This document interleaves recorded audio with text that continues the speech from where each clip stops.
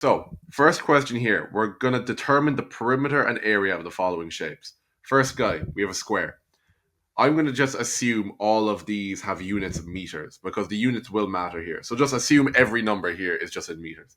So the perimeter of a square, perimeter, easy enough. Just add up all the sides. So because this is a square, 4 here and 4 here.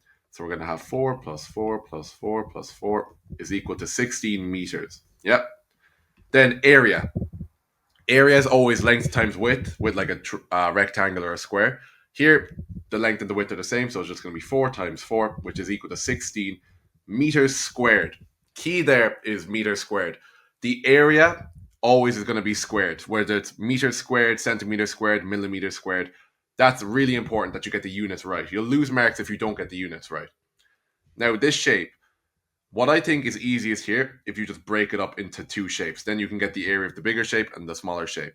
So this side length here is 8, and we have a height here of 4. That means this height here is also going to be 4. And we have this length here is 3, and 12 is the total base length. So we know up here we're going to have a 9. So the perimeter of this shape is going to be 8 plus 9 plus 4 plus 3 plus 4 plus 12. Throw that into our calculator. 8 plus 9 plus 4 plus 3 plus 4 plus 12. That's going to be 40 meters. Then the area of the shape is going to be the area of the big rectangle, which is going to be 8 times 9, plus the area of the small little rectangle, which is going to be 3 times 4. 8 times 9 is going to be 72, and 3 times 4 is going to be 12. So the area is going to be 84 meters squared. Again, remember the units, meters squared. Now, last guy is a bit trickier. Perimeter, again, simple enough. Just add up all the sides. 6 plus 6 plus 6. That's going to be 18 meters. But the area, remember, the area of a triangle is a half the base times the perpendicular height. So if we draw a line going down the center of this triangle, that's going to be our perpendicular height. So we're going to need that to calculate the area. To get that, we're going to use Pythagoras. Remember, a squared plus b squared is equal to c squared. In this case, a is just going to be this length here. Okay? B is just going to be the height. And then c is going to be the hypotenuse, which we know is 6. So a is just going to be half of 6, which is 3. So 3 squared plus h squared is equal to 6 squared. That means that h squared is equal to 6 squared minus 3 squared. So that's going to be 6 times 6 is 36. Minus 9, that's going to be 27. So h is going to be the square root of 27. That means our area is going to be a half the base, which is 6, times the perpendicular height, which we just found is root 27. So the answer is going to be 3 times the square root of 27. I'll throw that into my calculator. 3 times the square root of 27. That is going to be 15.6 meters squared. Again, meters squared, very important. And 18 meters for the perimeter. That's that question done. Easy enough.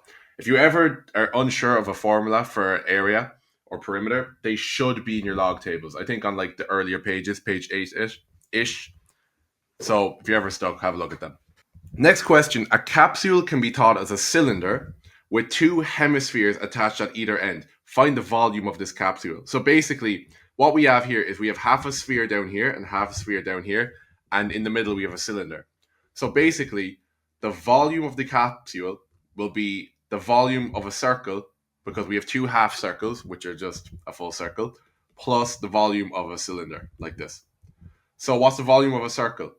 If we look on page 10 of the log tables, volume of a circle is 4 over 3 pi r cubed. And the volume of a cylinder is going to be, again, on the same page, pi r squared h. What's r? We're given that the diameter is 7.2 millimeters. The diameter is 7.2 millimeters. So the radius is just going to be half of that, which is going to be 3.6 millimeters. Now we just fill in. So that means the volume is 4 over 3 pi times 3.6 cubed plus pi times 3.6 squared times h, the height of the cylinder, 10 millimeters. So we just throw 10 in there. And now we just throw that into our calculator. So we have 4 over 3 pi times 3.6 cubed plus pi times 3.6 squared times the height, which is 10. And that will give us 602.6 millimeters. What's the unit? Millimeters cubed. Important again, units. For volume, it's always going to be cubed. Area squared, volume cubed. And we're working with millimeters, so it's going to be millimeters cubed. So that's the final answer, 602.6 millimeters cubed. This question, we have a digger with 4 circular wheels. Each of the wheels has a diameter of 40 centimeters. What is the total length of rubber required to wrap all around the wheel? So we want the total length all going around here. What that basically is, if we look at this diagram, let's draw an imaginary little line here and here. So basically what we're going to need to do is we need this length here, we'll call that L, and then we need this length here, which is just the circle, half of the circumference of a circle. But we have 2 of them. So that means the total length, I'll call it T, is going to be the circumference of a circle, I'll call it C, plus the 2 times the length L from our diagram. L is just this guy here, so there's 1 on the top and the bottom, so 2 of them. So what is the circumference of a circle? Page 8 of the log tables, 2 pi r. So 2 pi, what is the radius of the circle? Well, the diameter is 40, so the radius is half of that, so it's going to be 20. So that's going to give us the circumference of a full circle, but again, we have a half circle here, a half circle at the end, so we will have a full circle. Then, what is the length L? Well, the diameter of each wheel is 40, so we're going to have 40 here, and then we have half of a diameter here and half a diameter here. So here we're going to have 20, and here we're going to have 20. So it's basically 20, 40, 40, and 20, which is just going to be 120, plus 2 times 120. So yeah, that's all it is. So it's going to be 40 pi plus 240. And if you throw that into your calculator, what the hell, sync now, I guess. 40 pi plus 240, that's going to be 365.7. What units? Any units? Centimeters. Yep, centimeters. Not squared, not cubed, just centimeters. So that's that question done.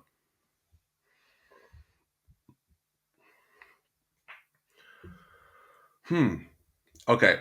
Last question here. We have work out the volume and surface area of the cone shown. It has a 12 centimeter height and a radius of 2. So, again, just look at your log tables. The volume of a cone is 1 over 3 pi r squared h.